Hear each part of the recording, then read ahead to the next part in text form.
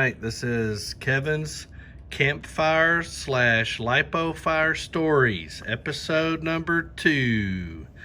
Have had a couple of fires with parallel charging, so I no longer parallel charge. Well, I can't say I never do it, but I don't do it very often anymore because I've had bad luck a few times.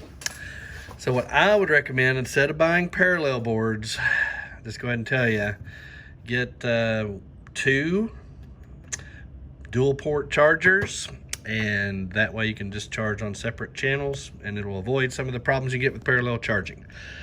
I know it costs more, but it's actually costs less if you put in like the cost of replacing your apartment or your home if it catches on fire from a cheaper parallel board. So anyway, this parallel board, it's really nice. Just ignore that charred thing right there. Somebody might have plugged a battery in backwards, which is really hard to do, but I have done it. Anyway, I love this parallel board. It's nice because you can charge 2, 3, 4, 5, 6 cell batteries. The downside is if you grab one of these parallel boards, they can charge multiple different cell count batteries. The problem is accidentally putting in different cell count batteries, which is a good way to get a fire, because the higher voltage batteries will overcharge the lower cell count battery and it'll catch on fire sometimes, often. So the trick is like this. You'll notice this battery looks about the same size as this battery. This has a clear coating so you actually see the cell counts, but so this is a 6 cell battery and this is a 5 cell battery, I think. Oh no, wait. Yeah, this is a 6 cell battery. This is a 6 cell battery. This is a fat 6 cell battery. And this is a battery that's about the size of this 6 cell pack. But guess what? It's a 5 cell pack. You can see 1, 2, 3, 4, 5.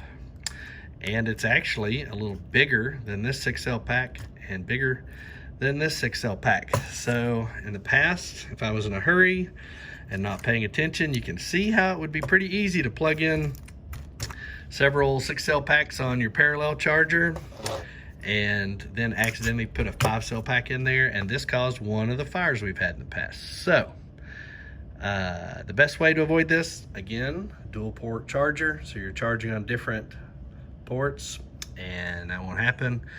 Or if you just have to parallel charge, I would recommend you get a parallel charge board that has these fuses in it and it can only charge 1 cell count. So this is a 4 cell only parallel board, which I used to hate because it's not as versatile, but it's also a little bit safer in that it doesn't have any balance ports to plug in a different cell count by accident.